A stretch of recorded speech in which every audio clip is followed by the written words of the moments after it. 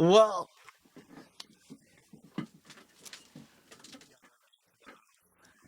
pew, pew, pew.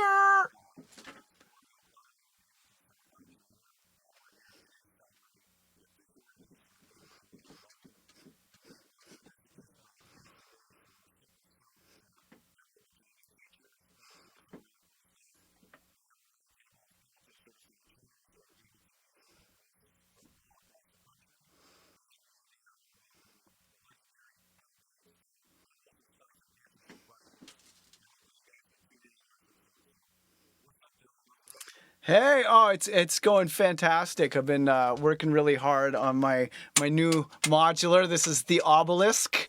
The obelisk is definitely been treating me well, and yeah, life is good. Been working on all kinds of new music. I just got a new release done for one of my students and collaborators by the name of Ionize.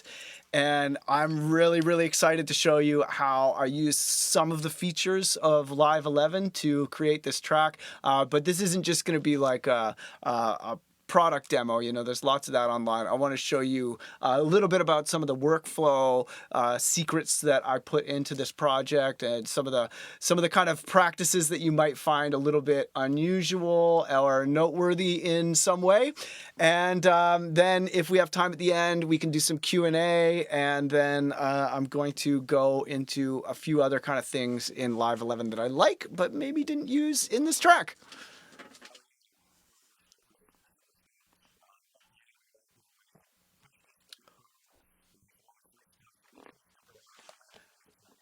Uh, all right, cool. Well, let's get to it.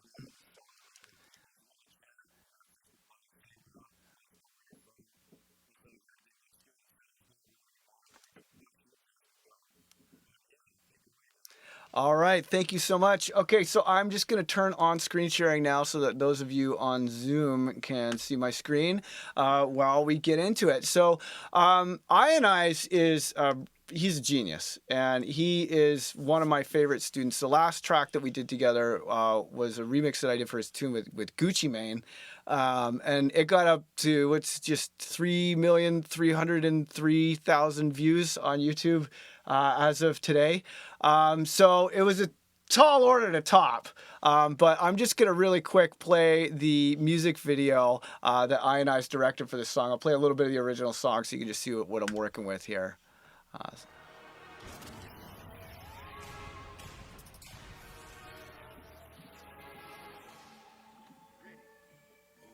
he directed the video too. He's a boss. Oh yeah, there will be swearing, so cover your children's ears.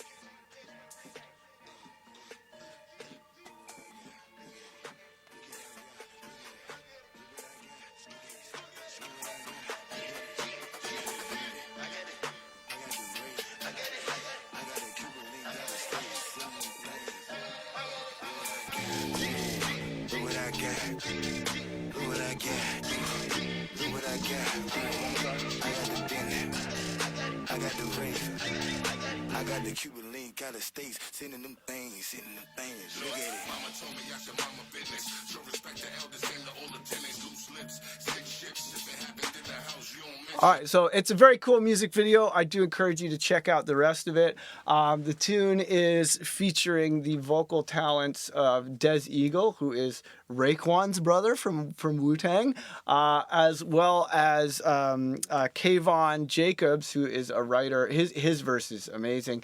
And then 42 Doug. And 42 Doug is like, he's got a couple tracks in the hundreds of millions of plays, right? So I am so stoked to see one of my students go on to do something so big, and it was a great opportunity to be able to remix this as an honor and a pleasure. So we went and we got the stems, and we do these like private remix contests inside Producer Dojo. It's like the coaching community that I run.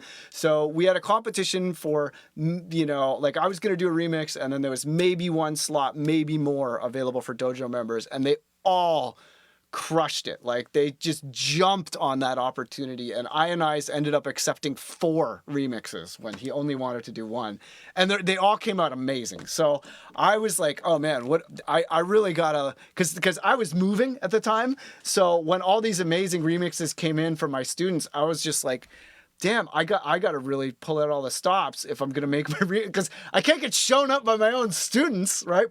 Plus we have EPROM. EPROM is on the EP too, so it's just like it's gonna be a ridiculous EP. So anyway, these are the stems that I was given. The engineering was done by Seth Drake, who's really, really awesome. And what I like to do when I'm given stems like this is I have, I often have like a ton of different projects inside of the same project folder. You'll see that there's a bunch of these different saves. There's this sound design save here. There's this stems and sound design bass processing save. There's this SH101 MPC multi in here. And then there's like, I changed the vibe up and did a bunch of other things. And then I have this finalization save. And I'll show you how all of these different separate saves within the project folder kind of come together to make the track. So I guess the first thing that I did, I'll show you this. So the first thing I did was I fired up my modular. This is pre-Obelisk modular. It was all in cases. So I fired up the modular and had a jam, and I came up with this vibe here.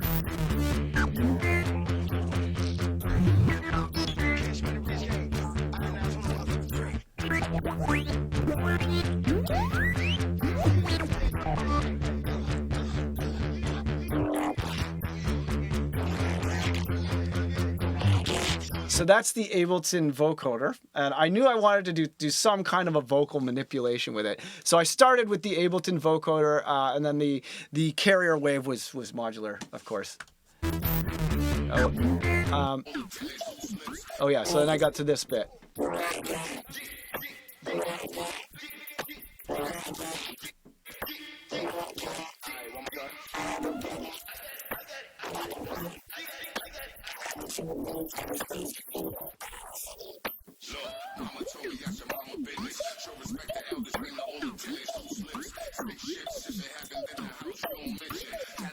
So I thought that one sounded good, but it sounded a little bit kind of like standard kind of trap music. And I mean, the electro acid thing was cool, but it's nothing that we hadn't heard before, right? So I decided that what I was going to need to do was do some sound design. So I made a separate save at that point, and I went in and just started doing like a bunch of, chopping and like different things. And this was... So there's a bunch of different modular sounds, etc. And then while I was playing around, I eventually got to the point where I realized that I could do the vocoder with Ableton Spectra Resonator instead of a vocoder, and I got this sound.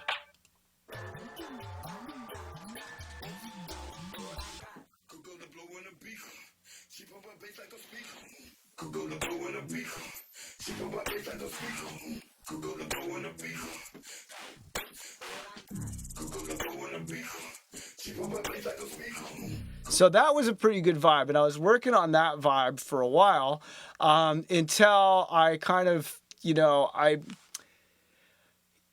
really like. I think the lyrics of the track are pretty, they're pretty hard. Like that. I mean, and that one line, like, cook up the blow in a beaker, she pumped the bass like a speaker. Like, that's a great line, and that's some hardcore shit. Like, he's talking about making crack, So I figured that, this kind of like cool vocodery kind of vibe was dope, but I wanted something like a little bit more hardcore. So eventually, I worked on different versions until I came up with this like version that I currently have, which would end up being the final instrumental. I'm gonna take you through that.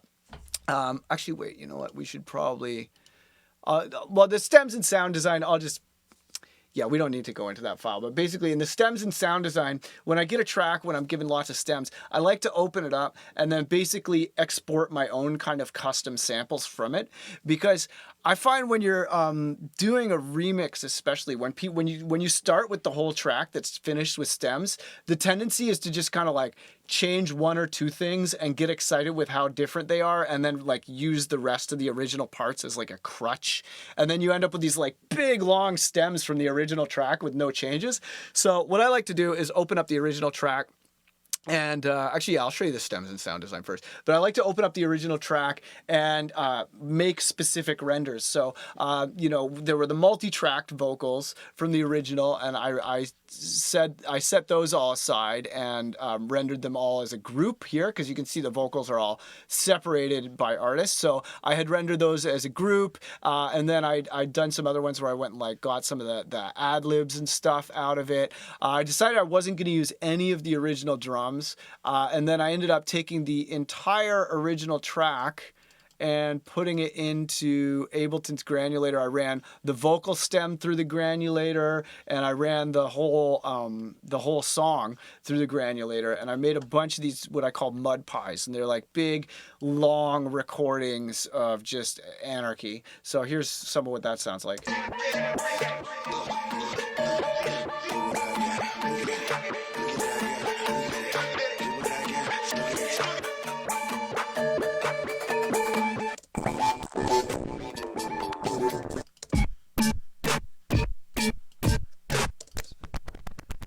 Lots of gating, and like there's a weird mush in here.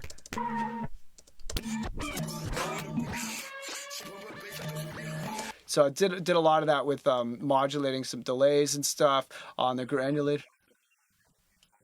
Yeah, the two bus from the original mix, like just the whole thing going into the granulator. This is some more granular synthesis.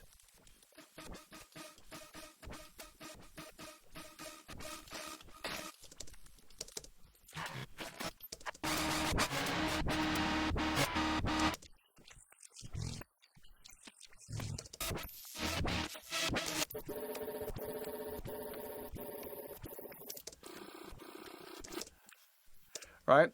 And then I wanted to have some kind of mutant versions of the.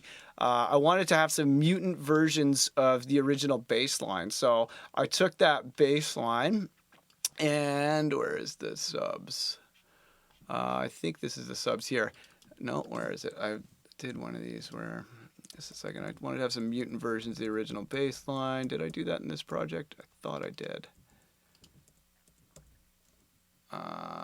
Yeah, there's a bunch of them where I was like LFOing a bunch of stuff. Let's see, where's those subs? Yeah, so anyway, I took the original subs and put a bunch of the Ableton parameter LFO on various parameters. I thought that was in this project, but maybe it was a different save. But let's see, stems and sound design. Yeah, but I knew I wanted to mutate the subs, so I ran a similar MudPie type process on the subs here. Let's see, maybe it was this one.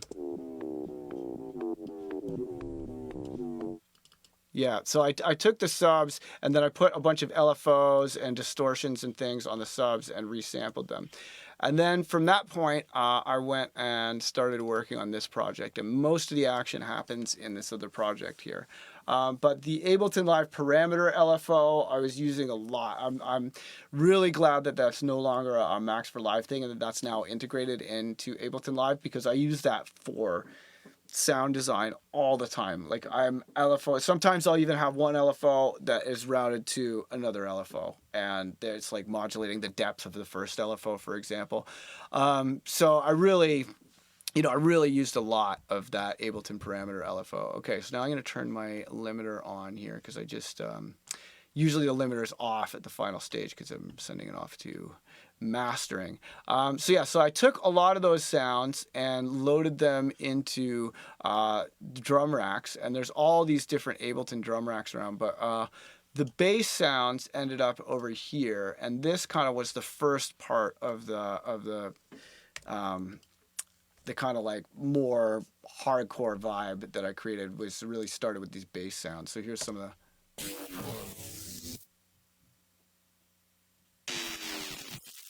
So those are all just 808s from the original song,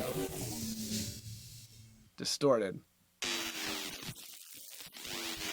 right? And any one of these, because it's a long recording, I could move the playhead, right? Holding Alt, move the playhead like that and get a different portion of that same bass sound. And I find that when you do your sound design in this way, especially for the heavily modulated sounds, you make much less conservative sound design decisions when you're just like trying to move all the knobs around and just capture as much movement as possible into a piece of audio. You make much less conservative sound design decisions than you would if you just had like like, here is my synth that's making a bass sound, let's make it perfect. You're not going to like grab every parameter and move it around because you don't want to break your patch, right? So by having these kinds of separate projects where you do your sound design and really just like recording everything, like I never would have made that sound if I was just doing the sound design like in line on a thing. I never would have made that sound. So having all these things to chop up really helped to get a vibe going. And then the thing that really got the vibe going, where I was like, okay, this is the vibe for the song, was this sound here that was like, I got this rave lead sound here. I think it was this one. Oh, wait, is my gate on? I think I have a gate on.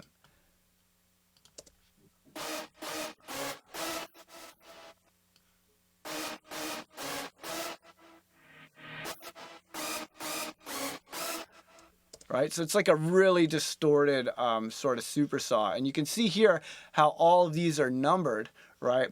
I was just sitting there with the part looping, just running it through different patches, running it through different processes, etc., trying to create as many different variations of each of these different things as possible. So you can see all these numbers, like it looped 11 times before I got the one that I wanted. But that the new take lanes really helped me to get that.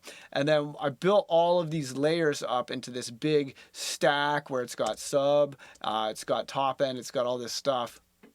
And basically then I sampled that down and chopped it up here. And here, this is kind of like really typical of my workflow, where I'll have a sound that is an audio version of a MIDI sound that is then, like basically you get, because like when you have too many synthesizers going that are VST synths, it really bogs down your processor. And I'm used to committing from like working with modular, I'll like you record a whole bunch of options and then you chop to get your best option.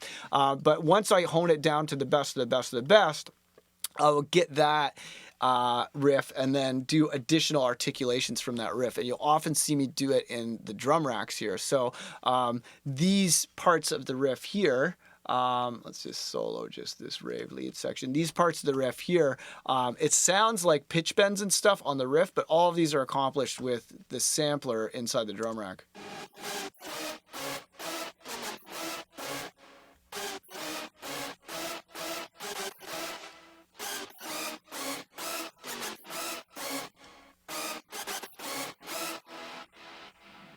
Right?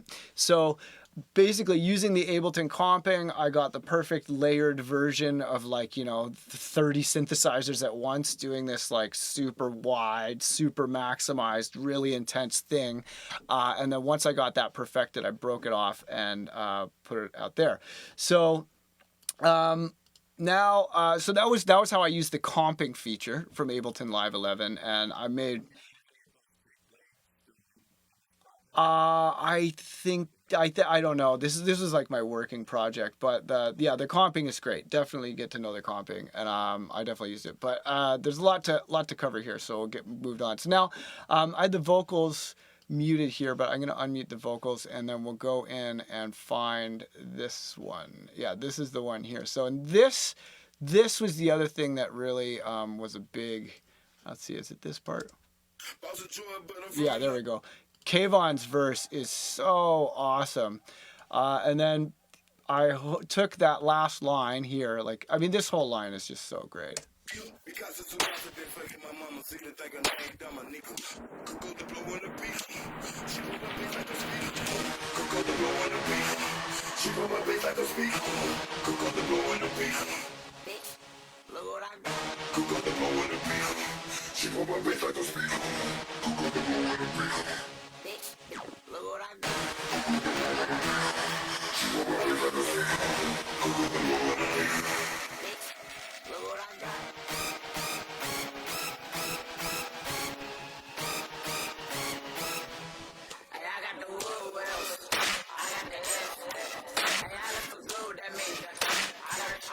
Yeah, and then save 42 Doug for last. He really, really crushes it.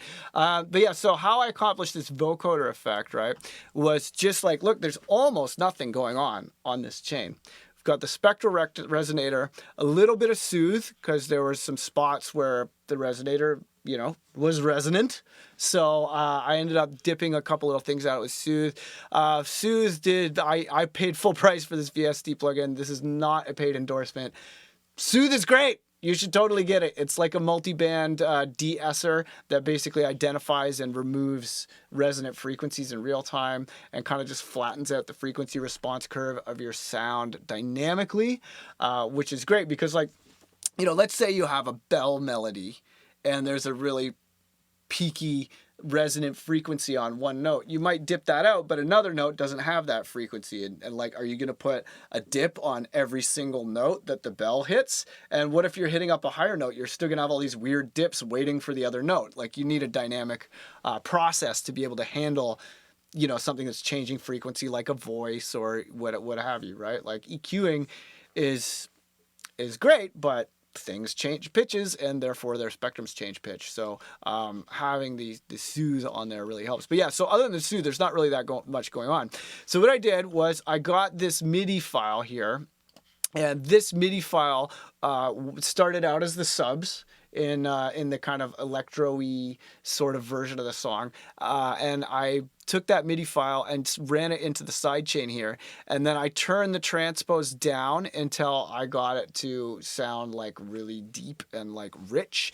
And then the parameters that I'm automating here in all these different lanes, you can see here, I'm going to kind of just shrink these lanes a little bit because they're a little extreme here. This is a great thing. Add lane for each automated envelope. Ooh, that's a good option. Thank you, Ableton. So yeah, so you can see my automation. So I'm automating the shift a little bit. I'm automating the decay a bit, and then you can hear the pitch moving around. But it's really not even that much automation. Like, it's just the shifter is just going down and then up, and then the decay opens up on the way up. But pretty much that Ableton spectral resonator from Live 11 is doing all of the work there. Like, check it out.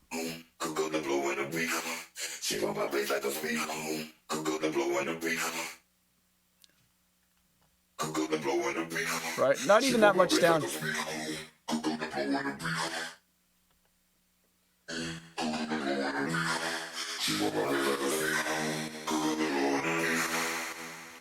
Right? So that's a real sweet spot that I found. The Ableton Spectral Resonator used to achieve a vocoder-like effect. And you can see here I had the vocoder, and this was what the vocoder version sounded like.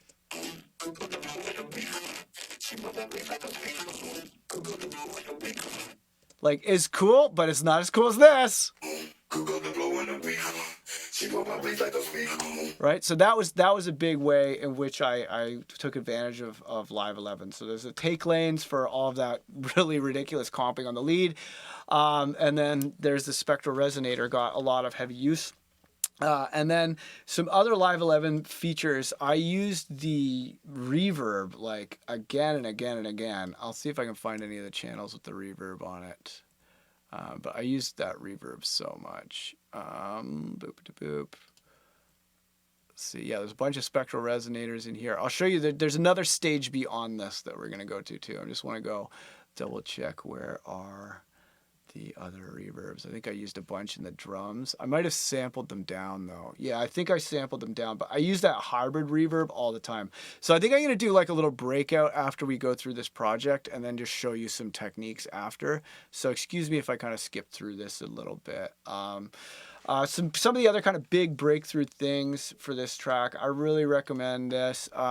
When you are doing sidechain, use a MIDI sidechain. I use a plugin called Gatekeeper, and you don't have a lot, like, it's instantaneous, unlike a compressor, which is a reactive process and takes a few milliseconds to activate. And you can have one MIDI note go to multiple destinations. So you can see that this MIDI note on the kick is triggering sidechains all over the place. There's all kinds of these Gatekeeper plugins that are around the project doing different kinds of sidechaining. But I also found that like I layered the kick is not just a kick, it has a sword noise over top of it. And this is one of the things that or the snare has a sword noise over top. This is one of the things that I think is really just uh, putting things that are not drums on your drums as drum layers is so easy in the drum rack. Like, let's say I wanted to do it to this sound, I would go group like that. And then inside that group, I would drag in, like, let's say 128 household motors. I would go in and grab my 128 of household motors, and then I'd put that in. And now every time that drum hits, there, there's a blender, right? But however you want to do it, but it's really that easy. And then you can just put a MIDI pitch plugin on it to like select which thing in the 128. Oh, for those of you who don't know, 128s, this is I guess it was kind of like my, one of the big things that I did for Ableton World. Like, I did the first ever commercial Ableton templates, but then the technique that everybody uses that I made was this 128s technique, where you put one sampler per key going, or one sample per key going up the keyboard, and then put those in a drum rack, and you use the note picker here to pick which sample. That will change your whole reality in terms of going through sample folders. And when I type in 128 into my Ableton browser, you can see here I've got Ableton snares, ambience, Arab music vocals, ASMR, balloon noises, virtual riot sounds, cartoon noises, chains. Yeah, the chains were a big part in this beat, this chain section. This is...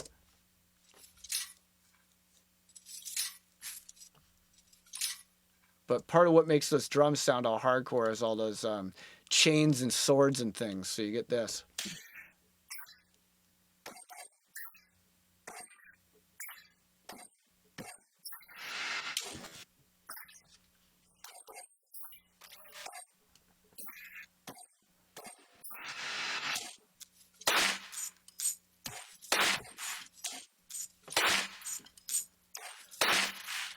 But yeah, I really, I really can't stress enough how important it is to use sounds that are not drums inside your drum beat, to use sounds that are not drums inside the drum rack, and use the drum rack to edit sounds that are not drums, like, vocals, melody loops, laser sounds, Foley noises, etc. Get all that stuff in your drum beat.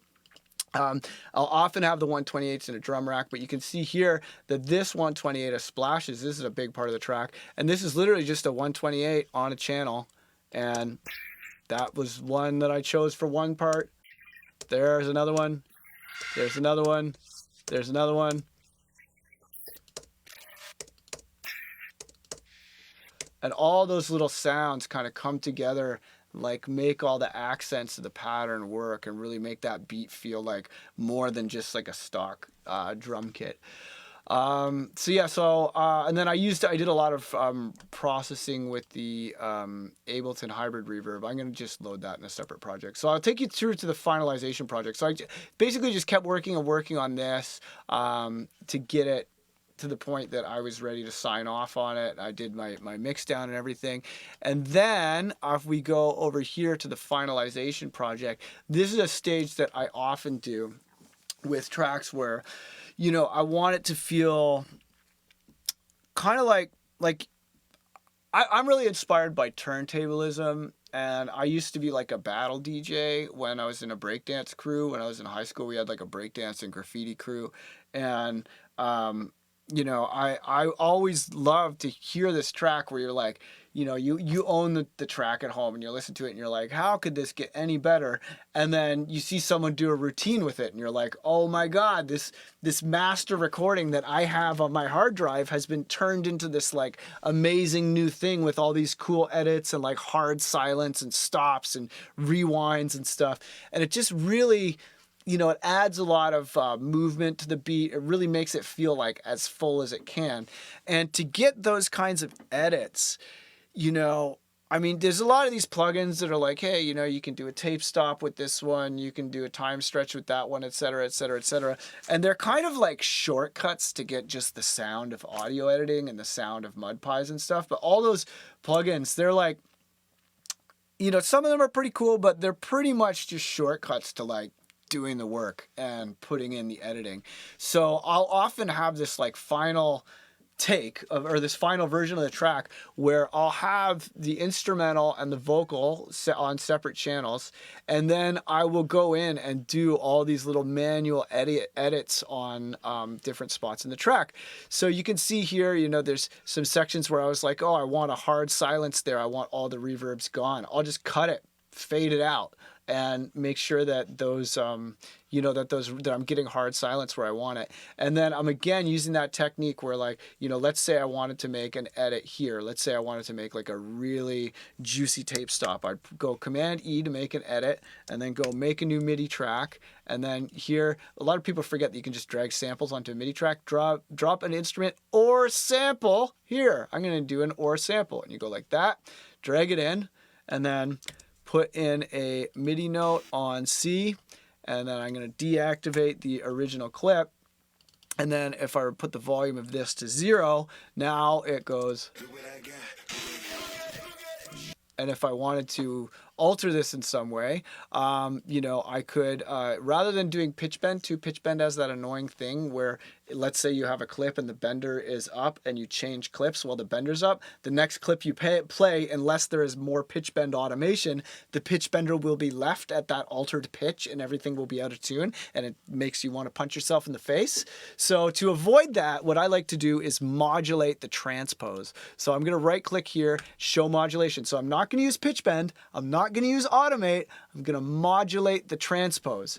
And when you have an unwarped clip, right, and you modulate the transpose, I'll take that velocity off, and you modulate the transpose, that's how you get the juicy, juicy record stop. So if I go like that, and then I put a little curve on it, thank you, Ableton, for giving us automation curves, then you can see, like that's, you don't get that. You don't get a juicy, precise record stop effect like that from a plugin. You got to just do the work. But as you can see, it's not really that much work, right? So I've gone in and I've done all these little details and edits, but I made sure to never crop the audio. Because if you never crop the audio, you can keep going back and forth between your project where you've created the master instrumental and then this new finalization project. And this sample, I've overwritten this sample that's just the instrumental. I've saved right over top of that like probably 20 times during the making of this track, where I noticed something about, you know, maybe the drums need fixing, or maybe there's a little bit of harshness in one of the basses at one point. I'll go back into the big bulky project, make my edits, and then save over it again, and then come back into this one. And then in this project here, I'll turn on the limiter. Now you can kind of hear what the finished track is and see all these edits and stuff. Bitch, go, bitch, go, bitch, go.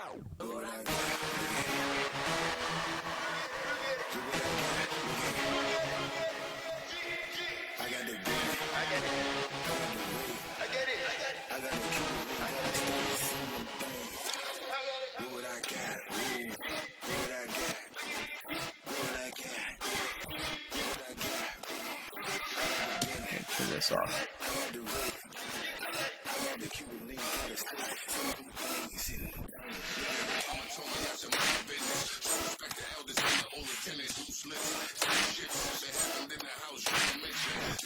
Okay, so now I had this really fat section here where there was lots of sub bass drops. This was big. I have my black and gold SH101 called Goldzilla. Goldzilla did a bunch of like big 808 style sub drops, but I found this section, like here, I'll solo just the instrumental,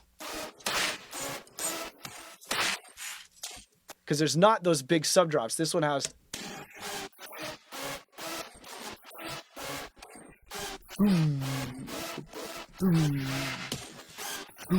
right? This one didn't have that. So I wanted to thicken this track up a little bit in a way that sounded kind of glitchy and affected and processed. So I had such good luck with the spectral resonator last time. I was like, let's see what happens when we put the spectral resonator on the whole master of the track. So I wanted to automate rhythmically this dry wet. So I went and used another Live 11 feature, which is this MIDI envelope. And this thing, oh man, I was using envelopes a lot when they were Max for Live, but now that the envelopes and LFOs are part of Live 11, I use them all the time for everything all the time. So I went and map this with a nice little curve. You've got this curve field here, this data field where you can curve your envelopes. I got a nice curve, and then I took the baseline here and I ran it with these notes. So these notes are basically doing the vocoder trick to the low mids on the whole freaking master of the track. But because the envelopes start at 0, they're timed with the drum hits so that when the drums hit, they're dry. And then in the aftermath of the drum, some spectral resonation happens that ends up filling out the low mids and making this section bigger than the one before. So here, check it out. Oh, yeah, actually, here, I should put that solo on because I don't know how the solo behavior works. It's big shit.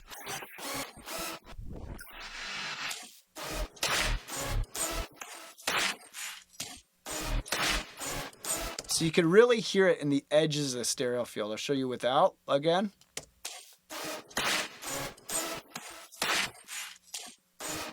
See, everything's in the middle, and it's like bonk, bonk, bonk, bonk. And then this makes it like yarsh, yarsh, yarsh, yarsh, like all around the sides.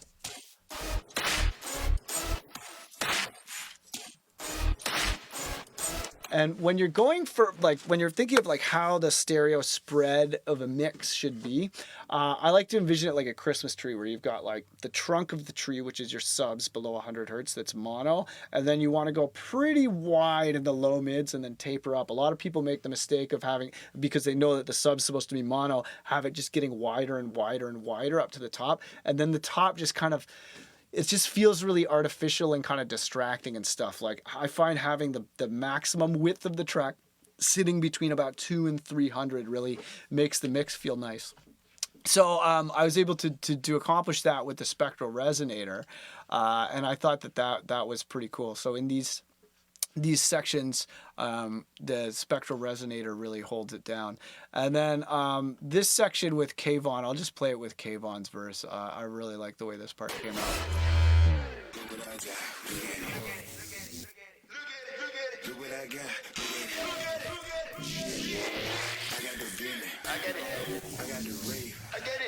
I got that Cuban link, send them things.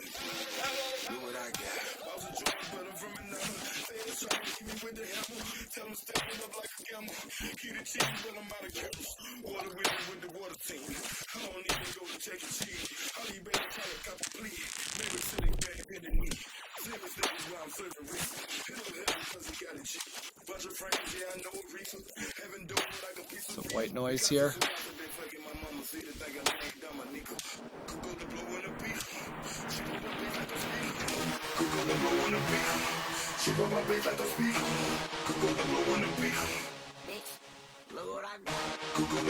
But yeah, so you get the picture with that. And then I got the master back just now from my man Jade Cicada over at Swarm Mastering. You should check him out, swarmaudio.net. Where Jade Cicada will do your mastering. He's a very awesome dude and a very, very talented musician. Works with, he's like close with Tipper, you know, so you got to be pretty good to be invited to Tipper and Friends. But yeah, so he did the master, and here's our master. So I guess we'll play the master of the song and then open it up for Q&A, or I guess actually no, I'll just show you some more live 11 features, but let's hear the final and you can hear. Look what I got, bitch, go, bitch, go, bitch, go. Look what I got.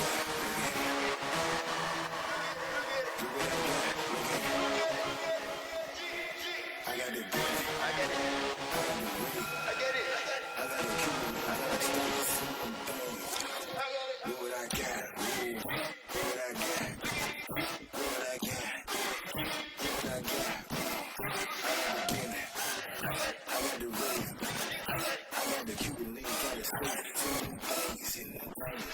Mama told me that's your business. So respect the elders and all the tenants who slip. Some shit since it happened in the house, you don't mention it. That hotel nigga talking snitches. Running my face, some little bitches. You know we on, y'all niggas missed the whole premise. All the premise is suspended.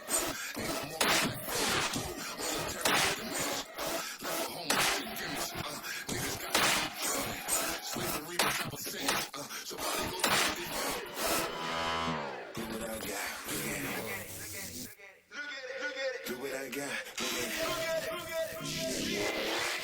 I got it. I got the rave. I get it. I got the Cuban link. I got the things. Look what I got. I was a drug, but I'm from another. They was trying to hit me with the hammer. Tell them stepping up like a gamma. Eat a chicken, but I'm out of cameras. Water with the water tank. I don't even go to take a cheese. All you better try to cop a plea. Niggas sitting bad than me. Niggas where I'm serving reason. Little heaven, cause he got a cheat. Bunch of frankers, yeah, I know reason. Heaven doing like a piece of real. Because it's so nice I've been breaking my mama. See the thing I named Dominica. Could go to blow in the beat. She put my bitch like a speaker. Could go to blow in the beat. She put my bitch like a speaker. Could go to blow in the beat. Bitch, look what I got. Could go to blow in the beat. She put my bitch like a speaker. Could go to blow in the beat. Bitch, look what I got. She put my bitch like a speaker. Could go to blow in the beat. Bitch, look what I got.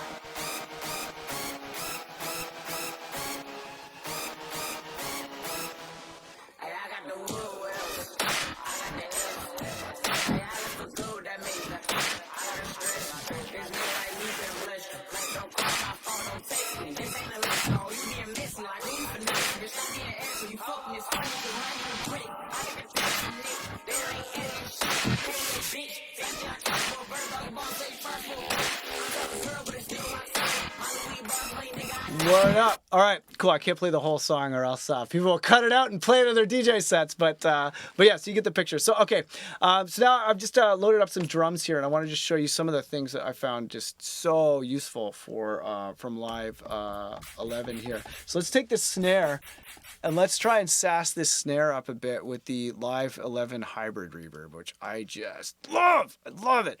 So this hybrid reverb. I don't know if you were big convolution reverb fans. I was a big fan of convolution reverb, but man, you would use so much processor, and it would crash my system a lot.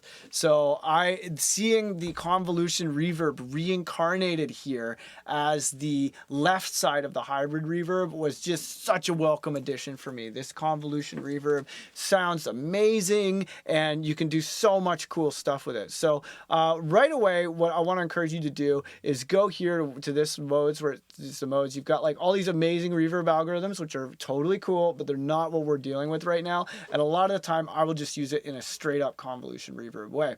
There's this folder made for drums that it's just awesome. Like listen to these. That big snare one, like, sounds great. Like, listen to the highs you get out of this. Like, you hear that? It almost sounds like some bit reduction or something up top. Like, see how it's all metallic? Listen to the highs. You do not get that kind of thing out of a normal reverb. So you can get like bite. Like, you don't normally go to a reverb for bite when you want bite on your drums, but you can do it with the hybrid reverb. So another thing that I really like to do, let's just put this big snare one on. We'll leave that one on. But I love doing this trick where I'll take a convolution reverb and I'll put it to only convolution. And then you can drag in your own sounds. And convolving things with a hi-hat. Let's find a nice... Oh, this one's cool. It's got some stereo image. I'll drag that in. Now, when you convolve things, when we convolve a whole drum beat with a hi-hat, it's really cool because you are... here, I'll just make a quick drum pattern. Let's turn the little guy on here.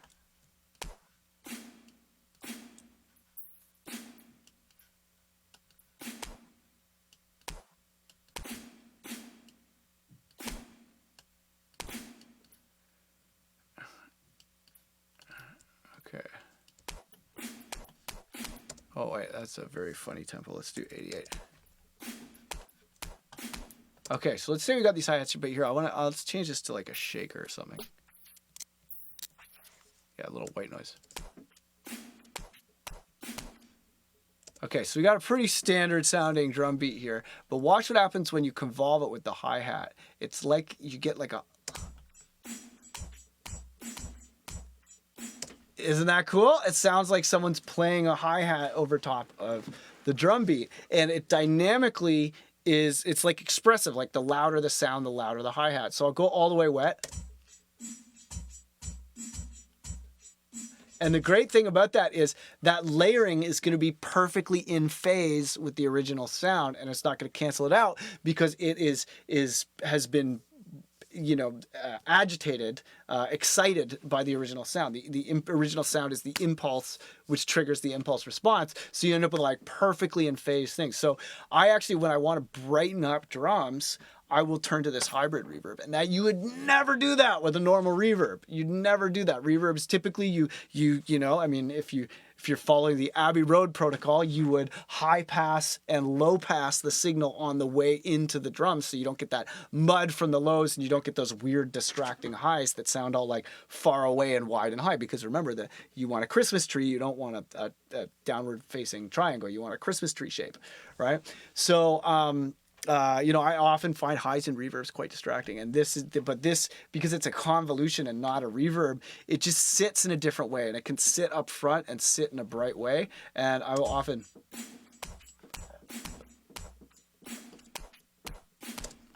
sometimes I'll even have that come and go as a layer. It'll feel like you've added a hi-hat, but you haven't. So that's a really cool thing to do with the hybrid reverb. And then another thing with the hybrid reverb that I can't get enough of is this feedback feature. This is so dope. So reverbs don't normally have feedback on them, but this feedback, it takes pre-delay amount of time to cycle back in. So it's like, there's the pre-delay, and then it runs the signal through here. There's the pre-delay, and then it runs the signal through the reverb, and then at the end of the reverb, it cycles back in. So that means your pre-delay becomes like a really tight delay when it's repeating, and you get like an echo effect. So check it out.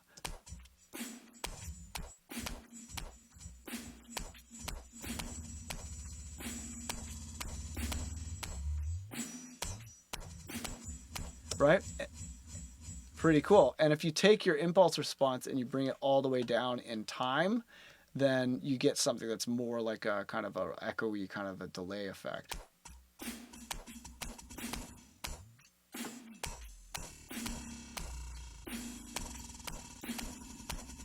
Right? And I find that really works because like that sort of an effect would typically, historically be accomplished with something like an echo, which echo is still my all-time favorite Ableton device. Don't even get me started, but this is a Live 11 class. But here, I'll just show you what happens when you try and do the same thing with echo. So I'm going to turn the feedback up.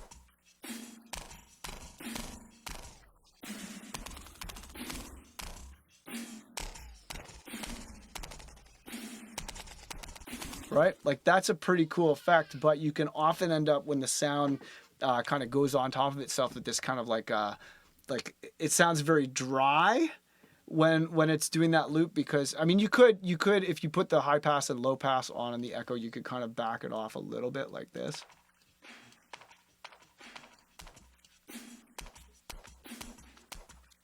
But you hear the way the transients on the loop are really, they're really dry, so it's easy to confuse those transients from the transients in the dry signal.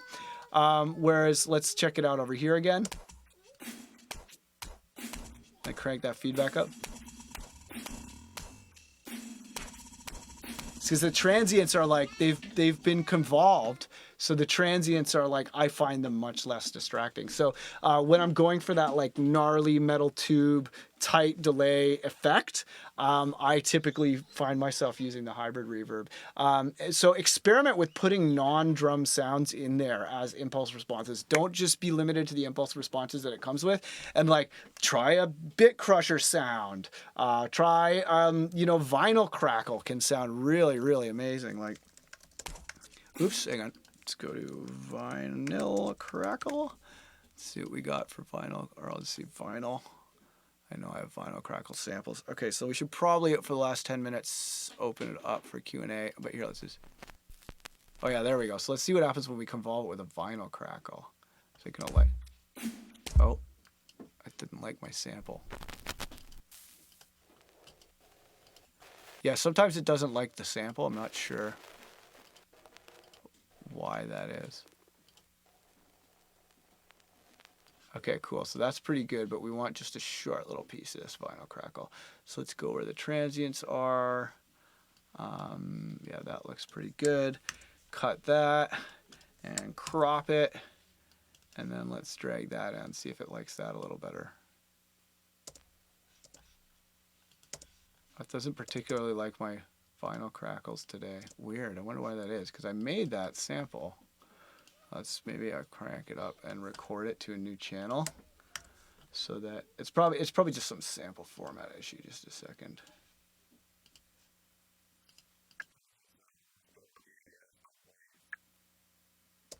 See, not post mix or post effects. There we go. Okay, so let's drag that and see if it likes that one. There we go. So now now let's check out our drum beat with the vinyl crackle.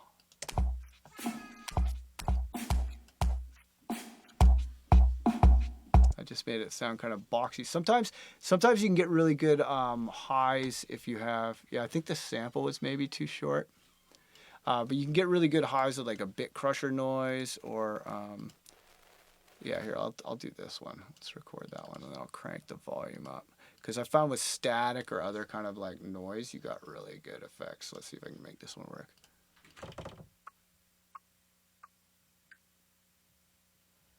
Okay, that's probably good. Then I'm going to turn to that mode, put a fade on it, and then take it off of warp, and which is a hotkey for warp. Consolidate one more time. Let's bring that in and try and involve it with that guy. Wow, it's really not liking my crackles today. That's funny, weird. But yeah, so try different sounds. I'm not going to keep pursuing this anymore.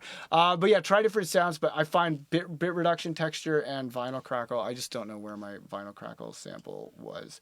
Okay, cool. So let's open it up to Q&A. Does anyone have any questions about any of this stuff, especially the Live 11 stuff? I'll open up to some of our Ableton instructors here, our live certified trainers from the user groups. Do your user groups have questions?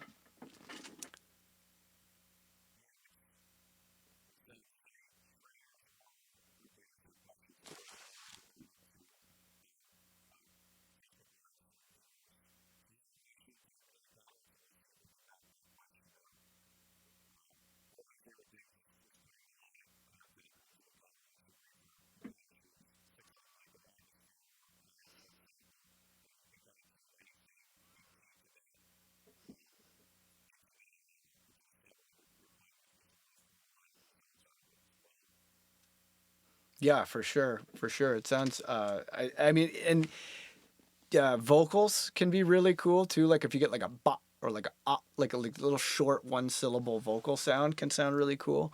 But yeah, fun hi-hats and stuff are great. Yeah, I am using CV tools, but I use a Circlon. I don't know if you can see it on the camera. I think you probably can. Let's see if you can see it on my camera angle.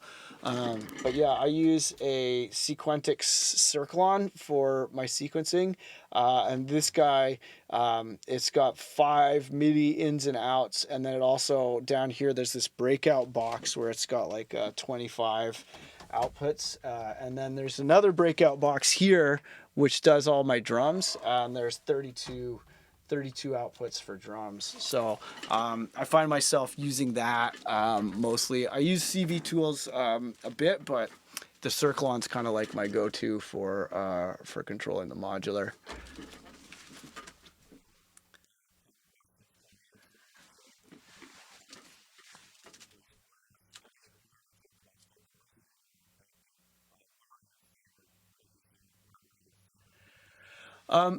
Probability sequencing is really great for when you're making like recordings. But I find when I'm working in the DAW and trying to finalize things, I want it to play back exactly the same way every time because I'm trying to like finish the mix down and polish it up. But during the earlier stages when I'm making samples, definitely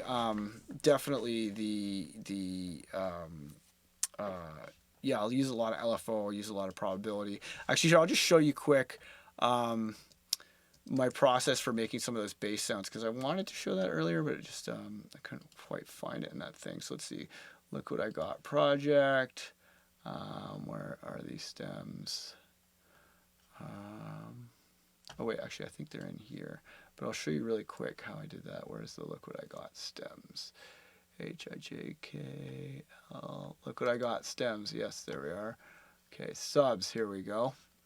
So to make the bass sounds for this song, let's go back up to 130.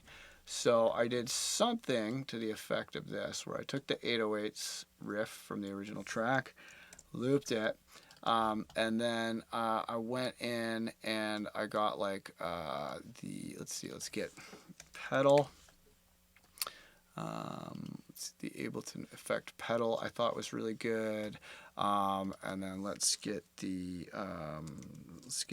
echo is really good for this sort of stuff, and then I'm gonna say let's get like my multi filter.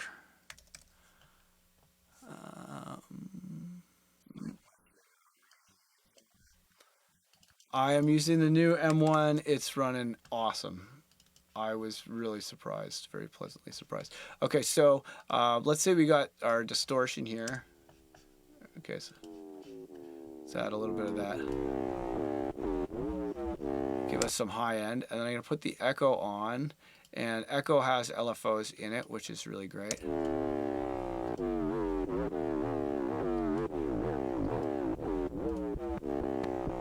Right, but then I'll also go in and get the live LFO, and I will often take it and go like map that to the cutoff there, and then maybe I would go and get like perhaps an amp effect here, or the new Redux I use all the time. Yeah, here, let's put a erosion with the wide noise. I love that. And then let's get a Redux here too, and then maybe another LFO modulators. Let's get another LFO here, and we'll set that LFO to control the rate, and I'll adjust the maximum minimum like that, and then change it to a random LFO here.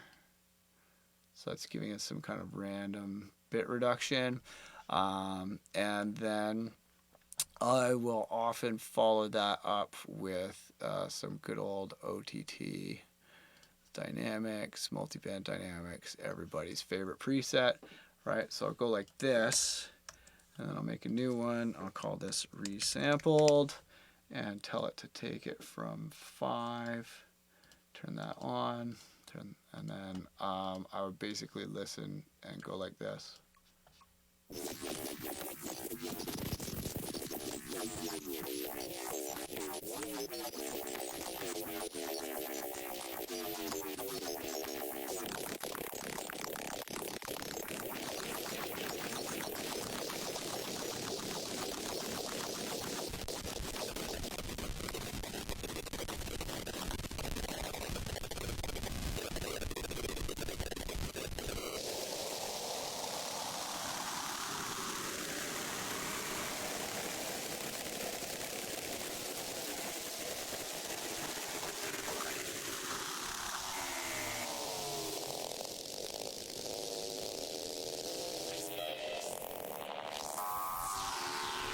Right? So I'll do stuff like that with the LFOs, and then just generate these big silly sausages of craziness, and then chop those up later. So it's definitely that was another big thing for me, was those LFOs and envelopes and things. I find them really, really useful for that sort of thing, because and people are, one of the big answers when people are like, why do you collect hardware synths so much? I'm like, because I have two hands, and having one mouse, like when you can only modulate one parameter at a time, and then you got to go, like a lot of the time I'm making those mud pies with the mouse, right? When you have a hardware synth or like a push or something, and you can use more than one parameter at a time, it's a game changer. And then when you have LFOs and envelopes everywhere, it's like you have 10 hands and your mud pies come out great.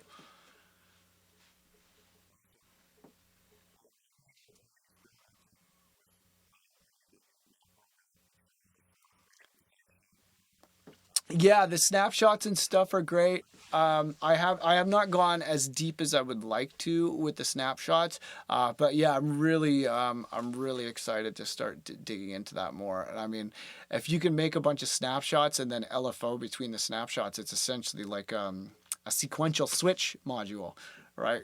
Sequential switch module is like where you have like a bunch of different chains, and then you're LFOing which chain gets selected. So that's a very popular module that you get with a lot of synth modules. But Ableton can do that now with the snapshots. So that's pretty cool. But yeah, I did not do that on this particular track, but it is very cool, and I'm excited to get more into modulating my snapshots.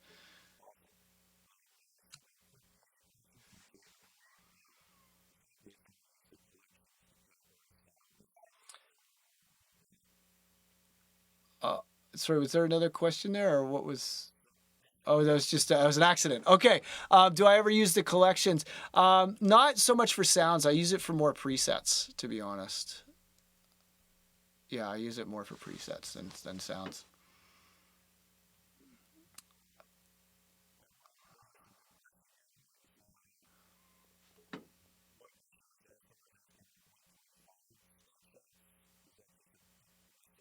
I think they might. Okay, so I often find people trying to apply the one. Yeah, I often find people trying to apply the 128's concept to like making a rack with like 128 synths in it and stuff, and that is just gonna annihilate your processor. It's gonna just make your computer stop and make you have no fun. Okay, so the 128's thing works great with samples unless you're on a not very fast machine, at which point it will not work great at all and it will bog down your machine, even just doing it with a sampler. But don't make 128 chains. Don't. You're gonna break your computer unless you have like a Cray supercomputer with like distributed processing or whatever. You're just gonna break your computer and have no fun. So don't do that.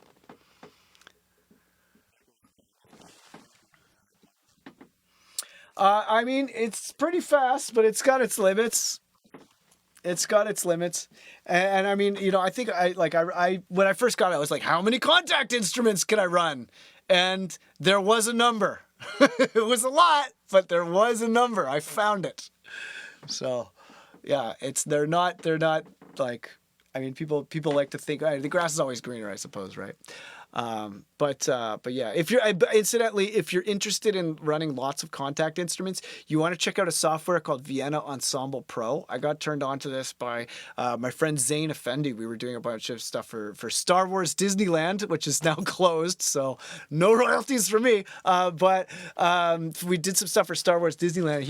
He'd worked with Hans Zimmer quite extensively, and I had all these questions about Hans Zimmer, and I was like, okay, so what's the deal? How do you? Because when I'm doing contact and I have like, because like using the like ensemble setting for your strings is cool, but it's only really good if you want to do like Orch hit number 2 and sound like a 90s R&B song. If you actually want to have it sound like a score, you need to have like a violin here and a cello there and a viola here and a bass there and etc. And when you load a whole orchestra full of contact instruments, it bogs your computer down. So I was like, how did, surely there's like, if he's writing like, a $2 million score every month, how the heck's he doing that? And apparently there's this software called Vienna Ensemble Pro that I now use all the time, where you can have a separate computer, one or more separate computers that act as servers and give you unlimited, near zero latency access to all of your contact libraries and stuff over Ethernet.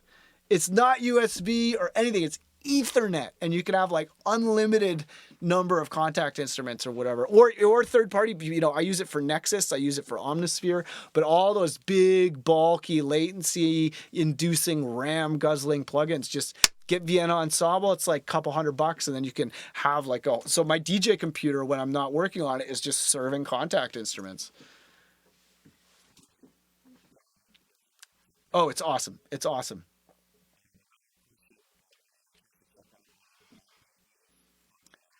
I don't have an MPE controller. So, yeah. I had a Roly, but it broke.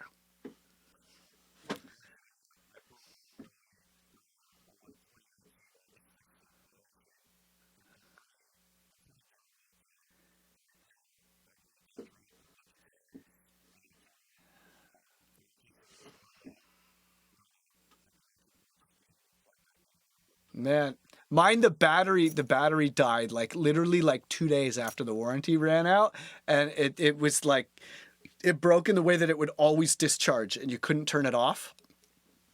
So it was really kind of annoying. Yeah, but yeah, I was just out of the warranty period. So that's one for the Dolphins.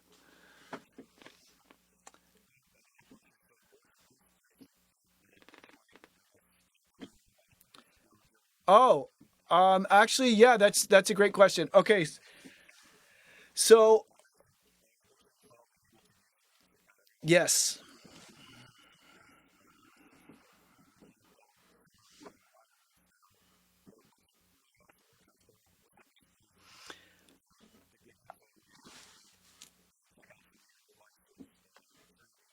Okay, cool. So I'm actually right about to go do my class at the dojo at 7 p.m. Pacific. So it's in like little under an hour. But every week I do a different class called the Weekly Download, where I'll have different guests on, or I will, explore different things. There's like this sound design series we're working through where I did like, an hour on kicks, an hour on snares, an hour on hi-hats, an hour on making tom sounds, etc. So it's like this library where there's like every subject you could ever want, because we're like 220 episodes deep on this course. So if you want to know like how to promote yourself, how to do or how to self-release, how to do your own publicity, how to understand graphic design so that you don't get fleeced when you're hiring a graphic designer, how to set up a tour, Andrew Huang guest episode, Mr. Bill guest episode, Mersive guest episode, Seth Drake guest episode. Like it's bananas. So that's at the weeklydownload.com. So if you go to the weeklydownload.com, and the archive is crazy. There's like I think we're up to so 220 episodes, $5 each. So it's like $1,100 worth of stuff that you can get access to for $20. And we actually came across it on a pirate site. And on the pirate site, in the thread where people were downloading this torrent with, I don't know, what was it, 58 gigabyte torrent, the second comment was, for your information, for $5 a week, you get access to all this and new ones weekly and Ask You Directly Live. It's the best training deal on the internet.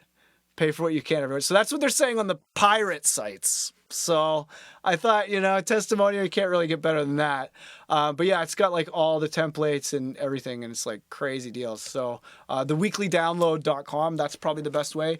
And then we also have our own streaming network called Dojo TV. If you go to producerdojo.com/Dojo TV. And Dojo TV, we have guests. I often go on there live streaming from the studio.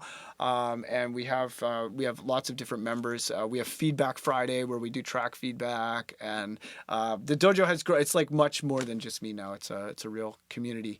And then of course there is the awesome music, like the Look What I Got collab. But you can check that out at soundcloud.com/producer dojo. You can see all of our releases. We got Ahi on there and all kinds of good people. Rip Kenny is going to be super famous, man. That guy's amazing.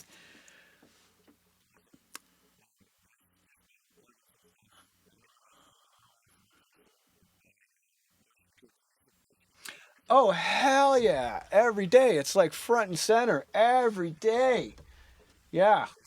Like I said, you only have one mouse finger. If you want to make mud pies, you got to get all the knobs.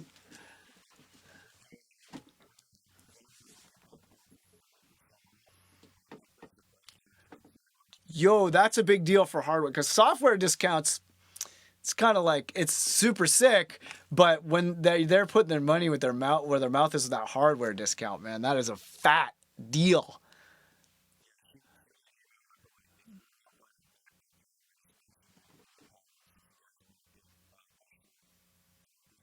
That's crazy. That's crazy.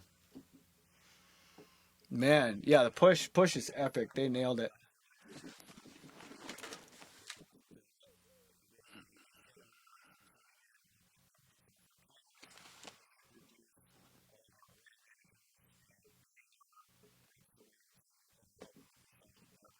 Yeah, big up.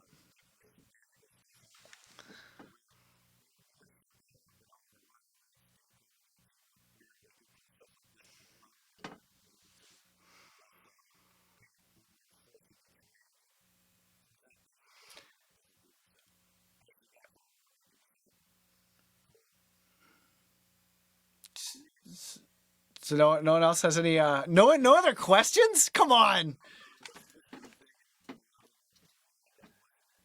I okay.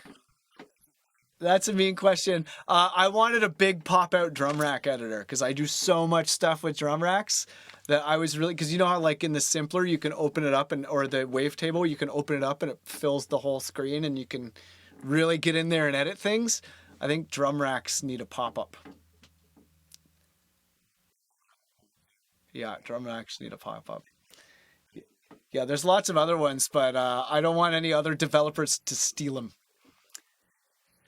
Um, Okay, great question. So, yes. So, okay. So the question was, do you ever have a problem with 128s breaking when your library changes?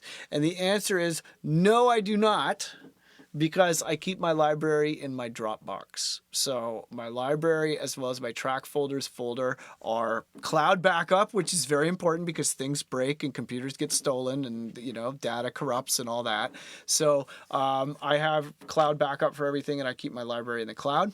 And then when I am saving a 128, so here, let's just make a 128 real quick here.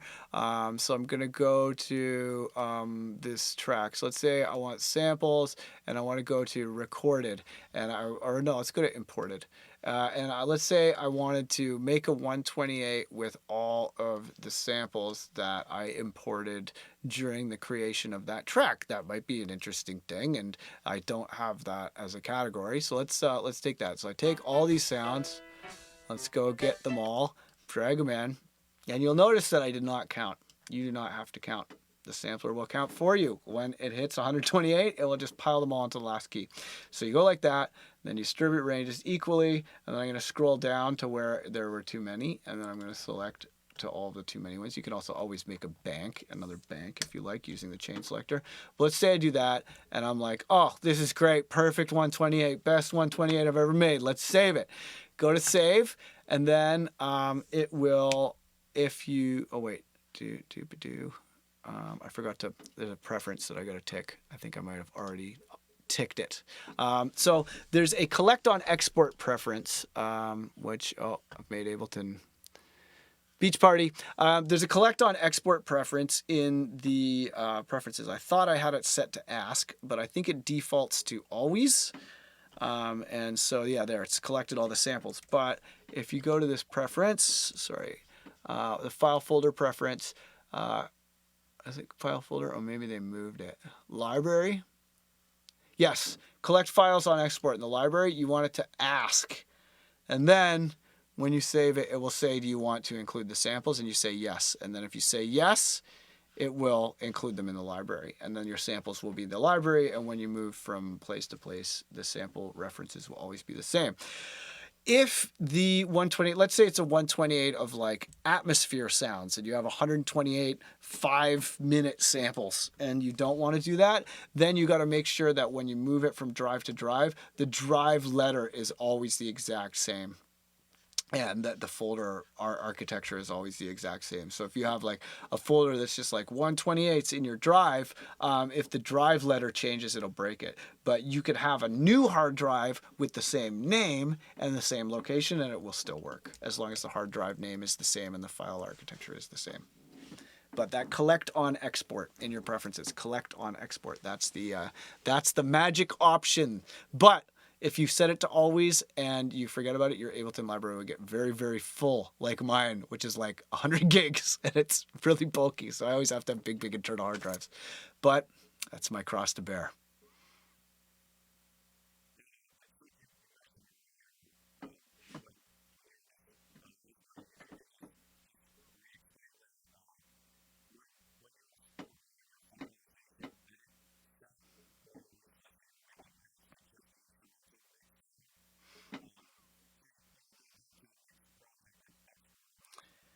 Yep, just replace the file, same file name and everything.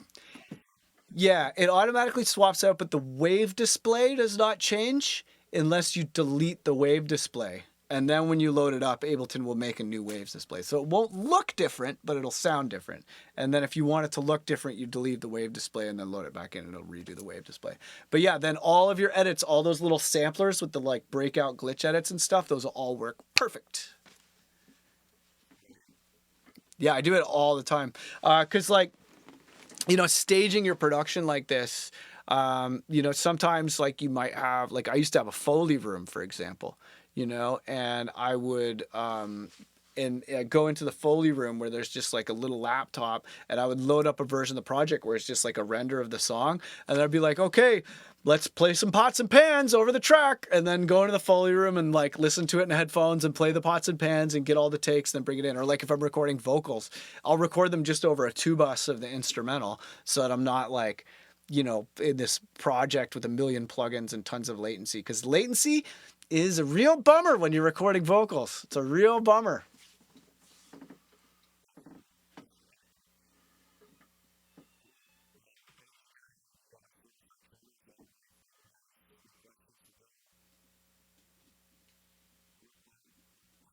Dylan, any questions?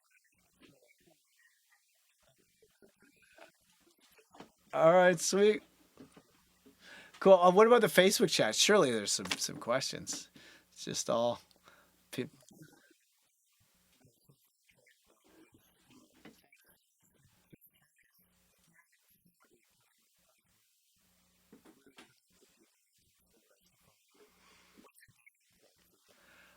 Well, right now I'm participating in this thing that we do every year at the dojo called the Remix Your Life Challenge, and in the Remix Your Life Challenge, because I mean it's your habits that make you a good musician. You know, your habits. Like there's so many people that they have this like fixed mindset where they feel like, oh, you know, artists are, they're born talented and they're always going to be talented forever. And I was born untalented and therefore like I can't do it or whatever. You know, it's like that fixed mindset. You got to break out of that. Everything can be changed. You know, we have tons of freedom in our culture. You know, you want a new school, change schools. You want a new job, change jobs. You don't like your city, change cities. You don't like your car, change your car. You know, except for maybe, you know, your health, your family, can change it all. And I mean, to a pretty good extent, your health too, right? And what makes those changes happen is habit. You know, you need to change your habits because you know, law of inertia, body at rest stays at rest, the body in motion stays in motion. So, you know, when you, I think it takes like about 90 days in my experience for a habit to become permanent, right? So we've had this 90-day habit tracking challenge where we're using, in partnership with the app stick.com, we have assigned point values where you get 1 point for each positive daily habit and 1 point for each positive, or 5 points for each positive weekly habit, because we wanted it to be weighted towards the daily habits. So the habits that I'm trying to adopt and I'm doing every morning are running. I run 4 kilometers, and I meditate, and I write in my no alcohol for 90 days because I was getting chubby. So I'm doing no alcohol for 90 days and then run every day, meditate every day. And then I've been using melodics, which is it's like a kind of gamified piano and finger drumming practice. So I basically wake up, write in my journal, and then do my 4 things so that I can get my 4 points. And then I read 1 novel every week, and then, or you know, it could be nonfiction too. And then do a track a week too. And I've been loving it because my life has typically been interrupted by 4 days a week of touring. So being home, I can finally have a routine, you know? And it's like when you're in the routine, you're like, fuck, I just want to cut loose for a weekend, get paid to go to a music festival. Wouldn't that be great? But when you're taking 8 flights a week and sleeping 2 hours a night for 4 days in a row every week, you crave routine. So now I'm just making sweet, sweet love to my morning routine.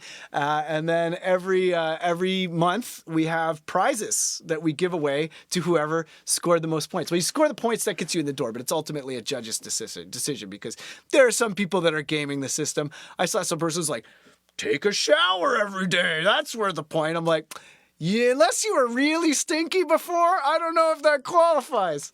But yeah, so the points get the judges' attention. But we got prizes from Native Instruments, from Arturia, from I'm trying to get this non-alcoholic beer company that I've been really into to sponsor it, but they haven't taken the bait yet.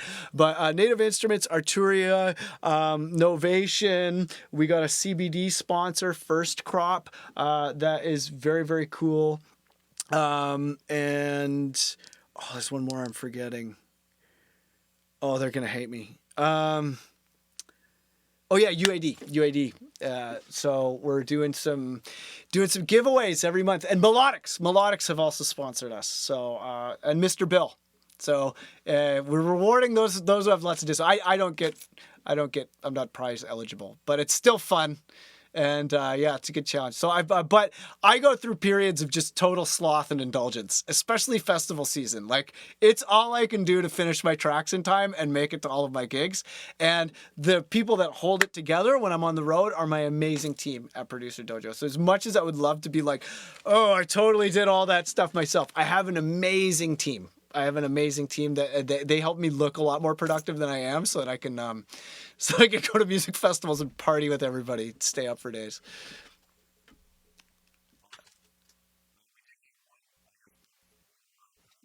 Yes. Yeah, yeah, totally. Yeah, so okay, cool. Yeah, so let's say that I had this bass sound. So I recorded this bass sound just looped and looped and looped, right? But I didn't do it with take lanes. Let's get open it up here. Is it gonna let me do takes? No, it's not. Okay, so I think we gotta record again.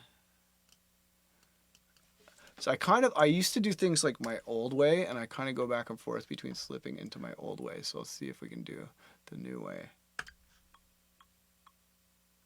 Oh, wait a minute.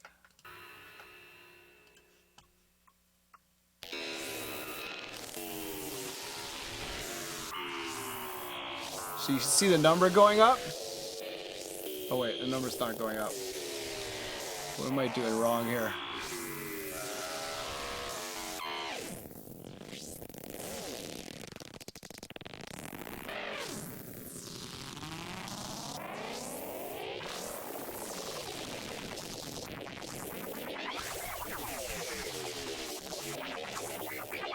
Yeah, there we go. The number's going up now.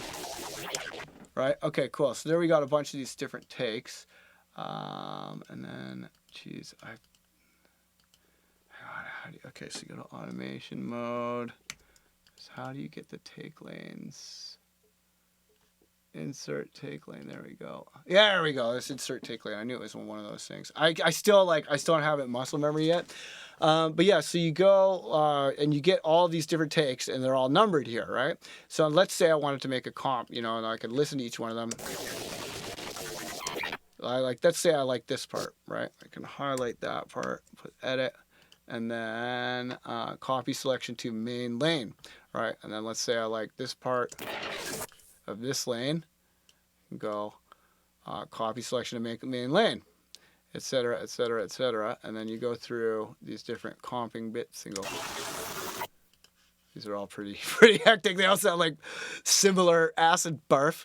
But anyway, once you've picked your favorite acid barf, you go boopity boop boop, and then this then becomes a comped version of it, and then you can close the take lanes. There we go, like that, and then you get.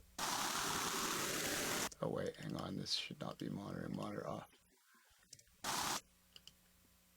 The pencil tilt right. Okay, yeah. Hang on. Oh yeah, yeah. There we go. Boop, boop. Yeah, that's the other way to do it.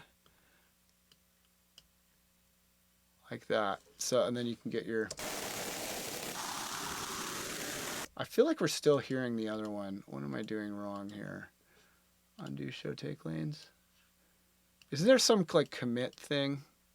Um, Why is this all grayed out? Yeah. Uh,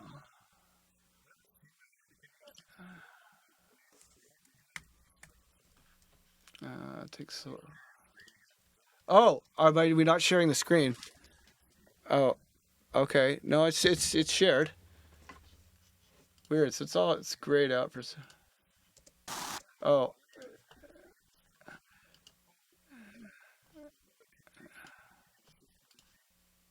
okay. Boop. Okay. So Shift Command U. Oh, it's probably it. Yeah, because I had. There we go. Let's take that off. That's got it. Now we got it.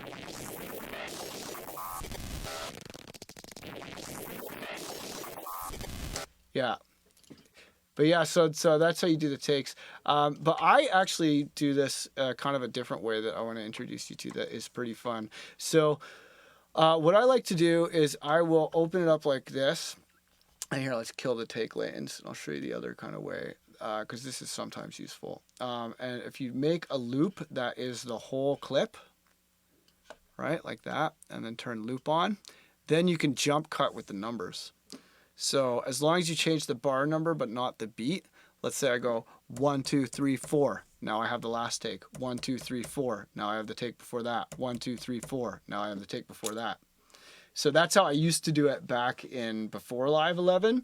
Was as long as you have a loop that is the whole clip, you can jump cut using the start position and just go pop, pop, pop, pop, pop, pop, pop. So I'm still faster that way than with the comping, but that's not to say that I won't get faster with the comping. And I did definitely use the comping a lot.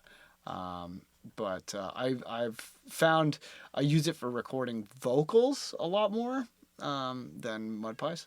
But yeah, so just turn the whole loop on the whole thing, and then you can jump cut like that. So it's another way to do the same thing because you always need.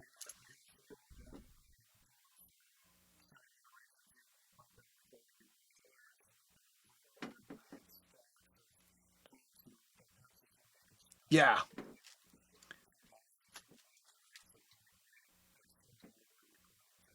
yeah, definitely. Yeah, definitely for sure. And I certainly did a lot of it for the first version, the acid version, the acid house version, before I decided to make the hard style hip hop version. But yeah, the original acid version, there's a lot of that. But yeah, it's definitely a great way to do it. But yeah, I love all the new features. It's I think the biggest update I've seen to Ableton, so it's a pretty big deal. Bust out your kazoo and confetti. Cool. Anyone else got any questions?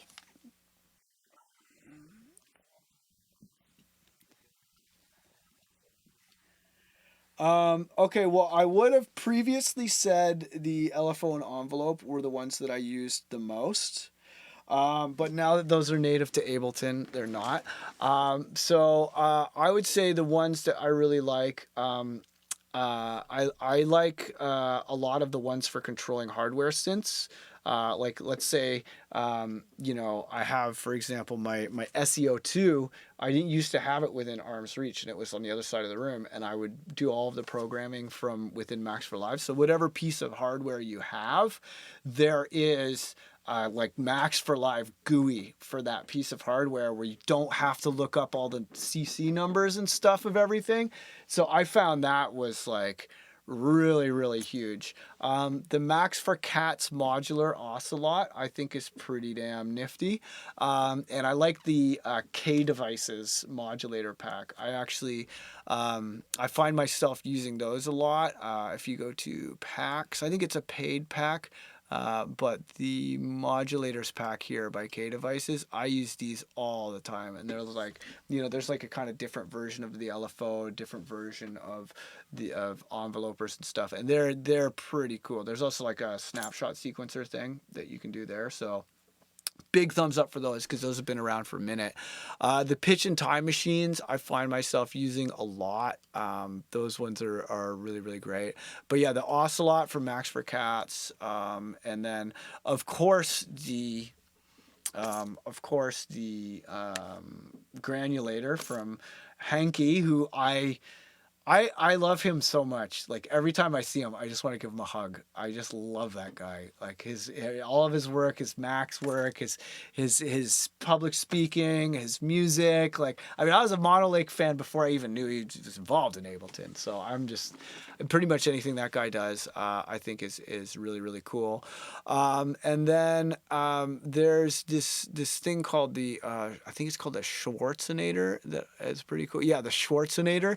That thing is really cool. Where you can have basically like a keyboard where you're playing chords on the keyboard, and then you can have a bunch of little devices around the project that are stealing notes from the chords and populating them to other instruments.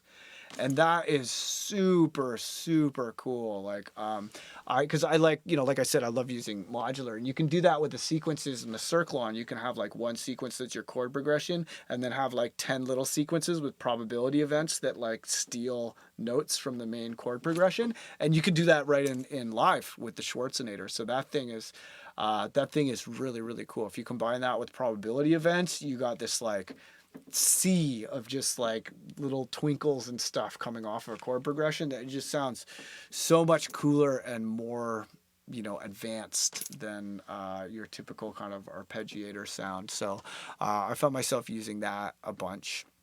And like like when you're using a hardware sequencer, you have like a global transpose and stuff. I found that kind of missing in Ableton, and the Schwarzenator was able to kind of fill that void.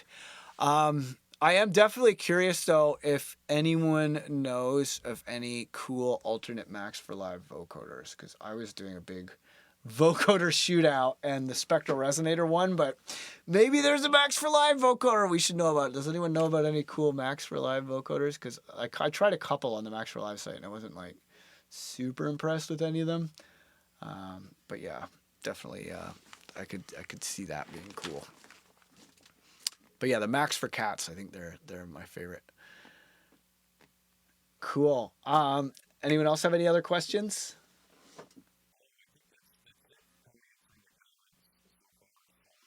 Okay, cool. Yeah,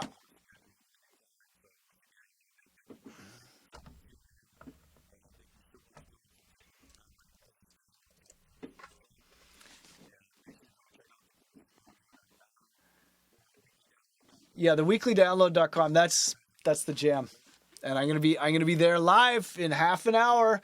We're making Ableton templates to do timer beats.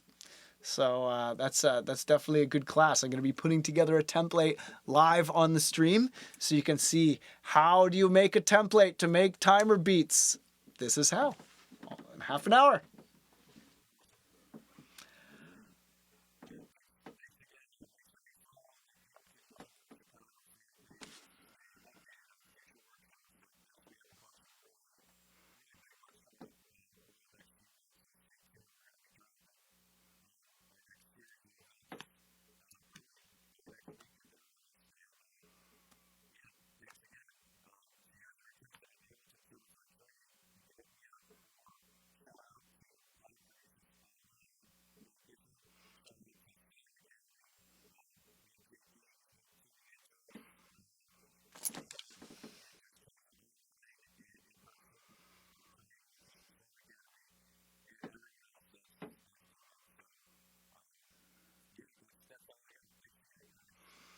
All right, lots of love. Thanks so much for having me. Bring me back anytime. There's always more. All right, peace out.